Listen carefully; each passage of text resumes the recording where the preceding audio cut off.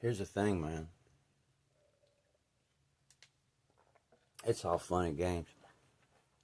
If they really wanted to get you started, they just go ahead and drop a hole in that hold gate. The hold gate. Drop a hole in the hold gate. And it would,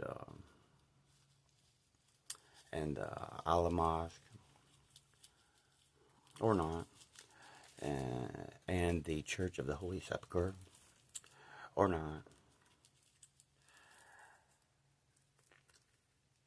as well as that big Elia Capitolina wall, make it go burr. And when the real Sadducees come, it's crazy. It's like one thing leads to another. Start a lot of places, but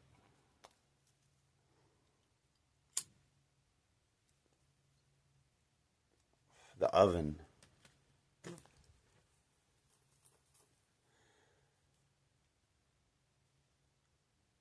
They got together and they decided, well,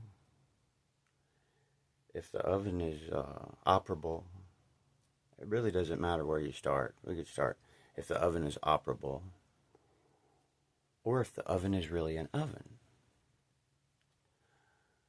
To where if I use it, it won't be like using an oven, although it can be used to be an oven.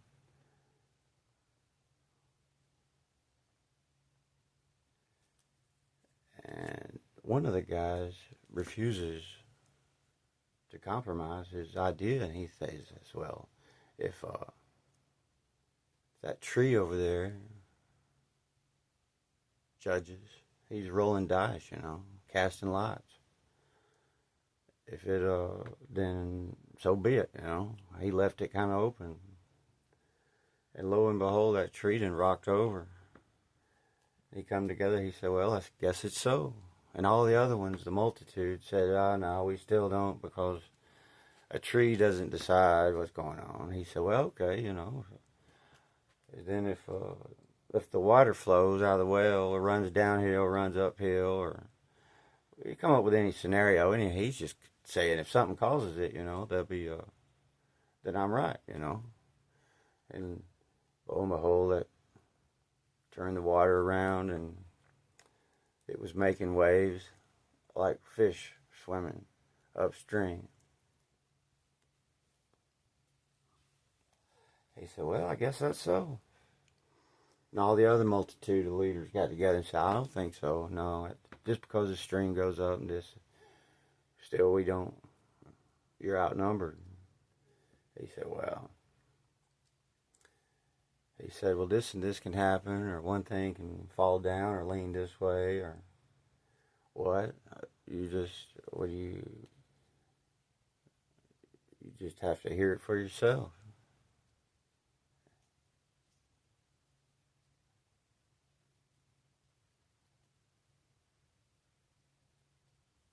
Well, a voice came, and they all heard it. He said, and the voice said, my buddy's over here, he's right this time. Why y'all go against him?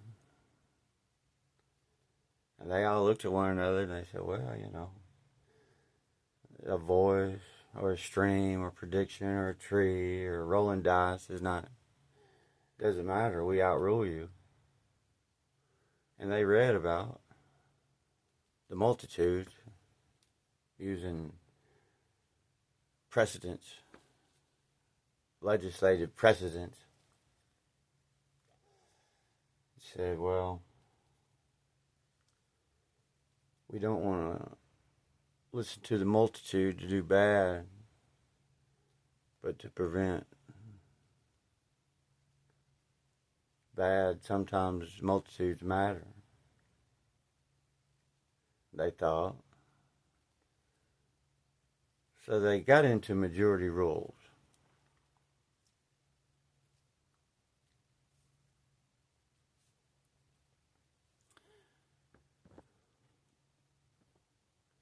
It was an oven story. That was crazy. He was a Eliezer teacher. Teacher Eliezer.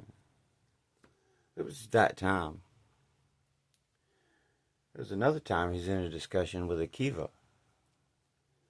And Akivas celebrated on some circles. But this one particular time, he said, I don't think these people are going to come back. If you understand, at the time, it was in the 7th century or so, 8th century, 7th century. They were talking, which means they didn't come back in the past. And even up until that point, they would not come back together as a group of people. And old Eliezer at that time said that they would come back. Not saying that they had already been back, and this, like I said, this is already in the 7th century. They would know about this. And this particular time, y'all would like to use him. And but you put Akivas, but in that instance, Akivas said they weren't back and didn't think they were going to coming back. In other words, he doubled down and said they still weren't back. But majority rules.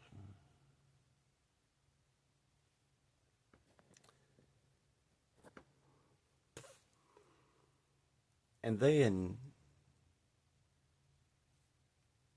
again, long before, had already set precedents by changing things, by just doing what they say, making it so.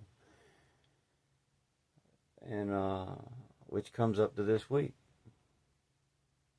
And they all shouted and danced with joy. They marked the headboard and sideboards of the door. And they decided, well, anything that happens from the given law, we just got to go by the law, and nothing's can change that. A voice or a tree or jumping fish. They had even decided to go ahead and set the days of Monday, Tuesday, Wednesdays.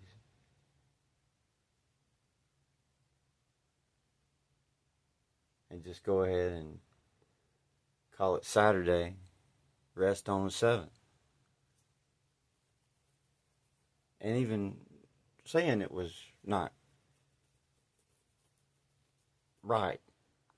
But when you come together and say we're going to do something, you just do it and ignore it.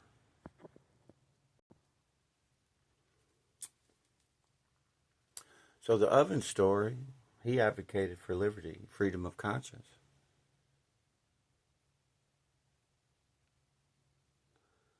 And not majority rule, with a twist.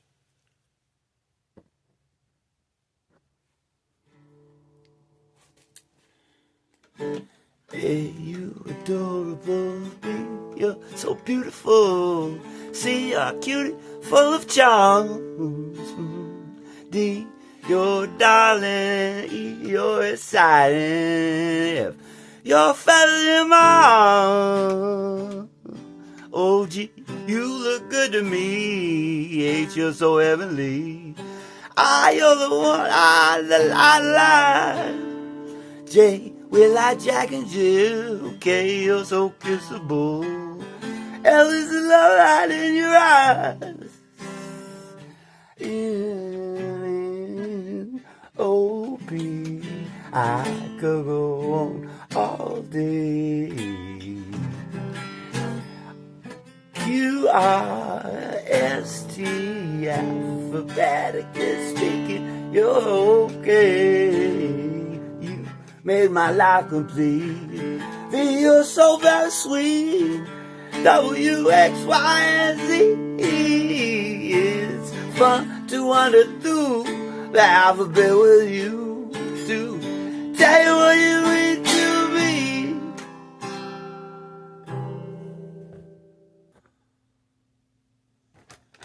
Yeah.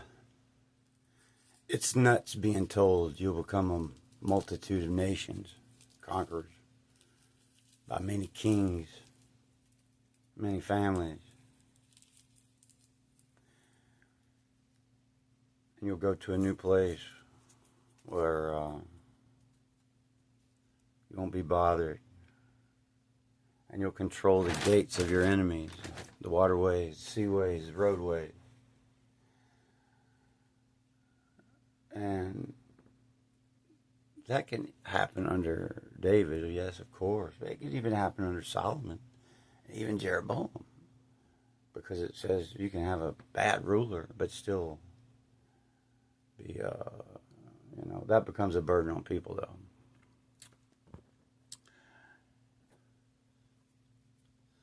Yeah, and the jester said, the king's above all politics.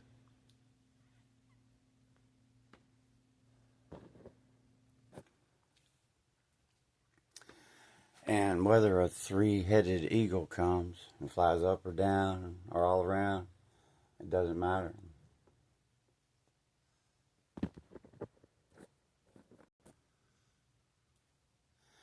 You know, it's interesting to be so untrusting of others' movements. It tells a lot about them.